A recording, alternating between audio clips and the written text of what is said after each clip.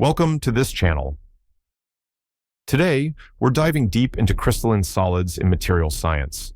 By the end of this video, you'll understand the basics of crystalline structures, their types, and how to calculate key parameters like lattice parameter, atomic packing factor, theoretical density, planar density, and linear density.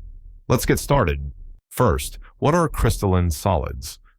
These are materials where atoms are arranged in a repeating pattern. This periodic arrangement gives them unique mechanical, electrical, and optical properties.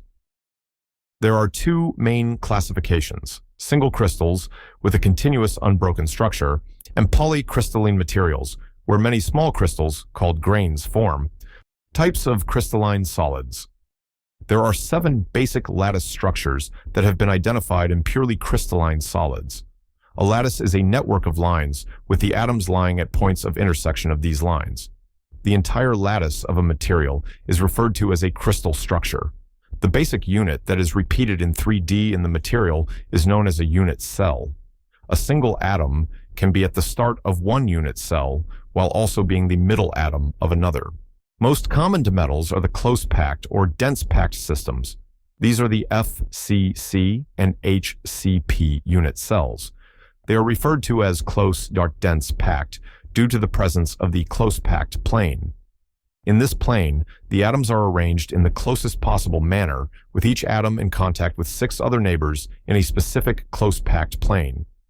Alongside FCC and HCP, there is also the BCC unit cell, which is common in metals.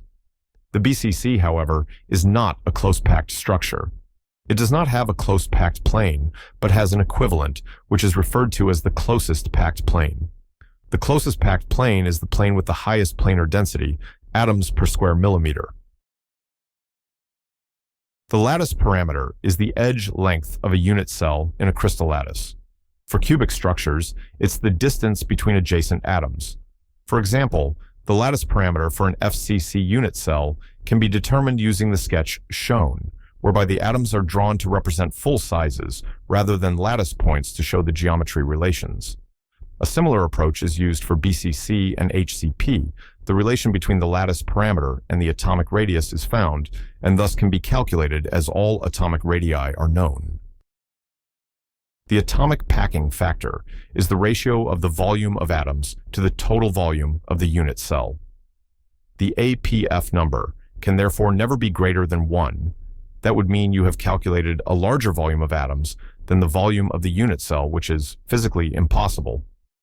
To determine the APF, you need to determine the effective number of atoms in the unit cell, and this is done by considering only the volume of the atom enclosed within the unit cell.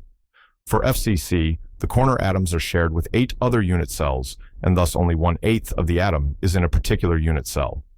The face center atoms are shared between 2 unit cells, and thus only half of the atom is in a particular unit cell.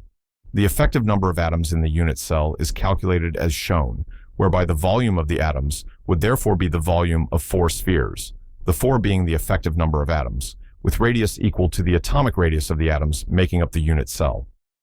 Thus, volume of atoms I calculate as follows. Note, the volume of the unit cell is a to the power of 3, since FCC is a cubic. Thus, the APF in terms of atomic radius would be calculated as follows. Theoretical density is the density of the pure material with 0 defects. The equation is described as follows. Thus, defects affect the theoretical density. Lastly, planar and linear density are calculated as shown. We will look at examples in the next video on how to apply these formulas in detail.